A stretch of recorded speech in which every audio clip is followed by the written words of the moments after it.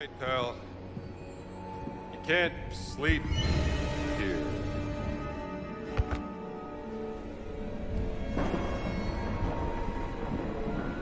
Who the hell are you?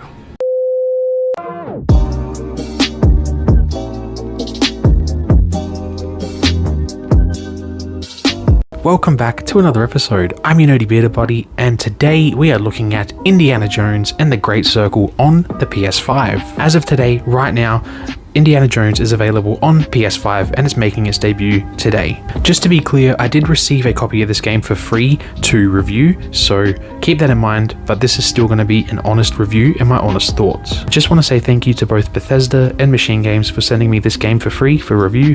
I really appreciate it. I just need a preference and just say, I'm a big Indiana Jones fan, so the fact that I was able to play this early on the PS5, it's just incredible, and it's such an honor to play the game. So Indiana Jones was developed by Machine Games and published by Bethesda. And if you're watching this video, you might be asking, is Indiana Jones worth it on the PS5? Let's find out. When a cat mummy artifact is stolen from Indy's college, Indy must investigate why it was taking him across the globe, from the pyramids of Giza to the jungles of Asia and even the Vatican. And I have to say, my goodness, what a ride this game was. The story and the game as a whole felt like such classic indie, which I really appreciated.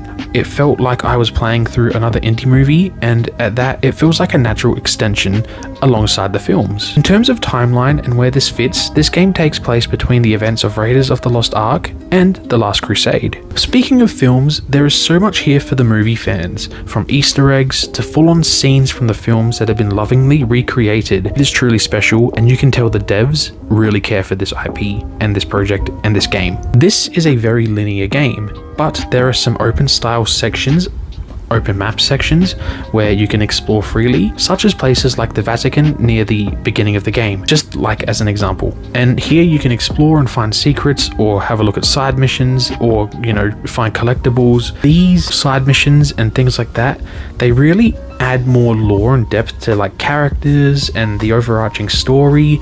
It never feels pointless, and it's very welcome here. In terms of puzzles, they're not too bad.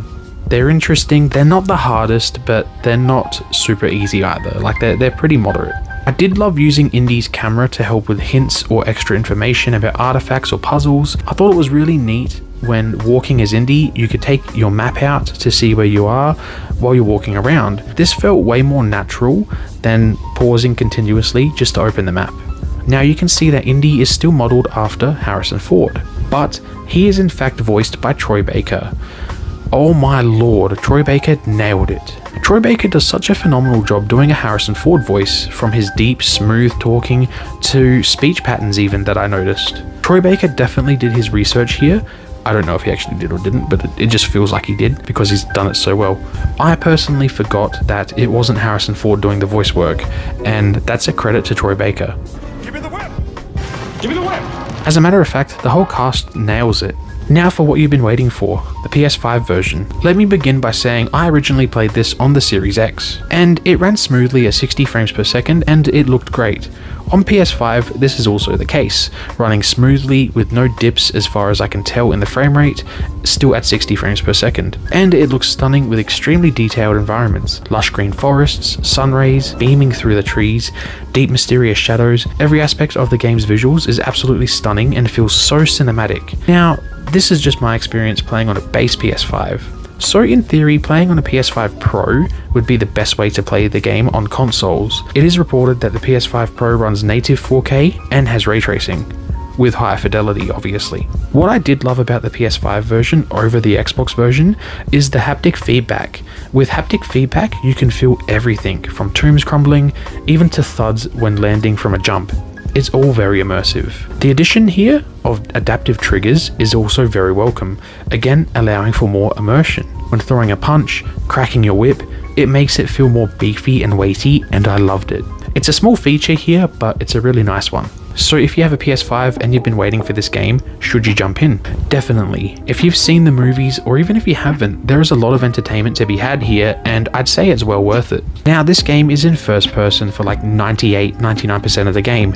The other 1 or 2% is when it kind of pans out when you climb, or you get prompted to lift something. While to many an action adventure game like this may be a little weird to get used to being first person, I think it actually works really well.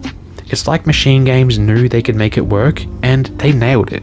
It's like they molded Indiana Jones around their gameplay formula being in first person. I personally just wished that they kept climbing and things like that in first person mode, as zooming out to third person can feel a little janky and jarring. Even give us the ability to keep a third person mode or a first person mode. That would be pretty cool. You can choose between the two. Maybe an idea for the future, who knows. Now obviously this is being compared to Uncharted heavily because Nathan Drake and Indiana Jones, they're both explorers and adventurers. I just want to say, while there are definitely similarities between them, don't go into this expecting a first person Uncharted.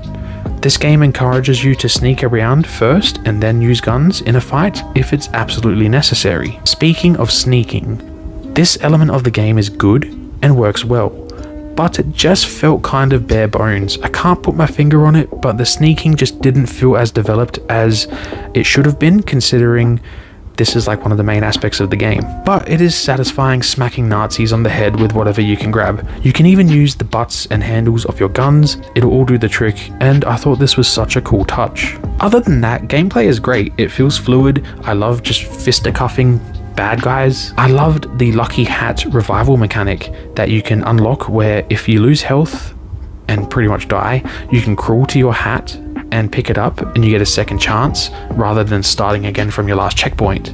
It felt so incredibly movie-like because you've seen Indiana Jones pick up his hat, put it back on, like that was awesome. And lastly, the disguise mechanic was appreciated.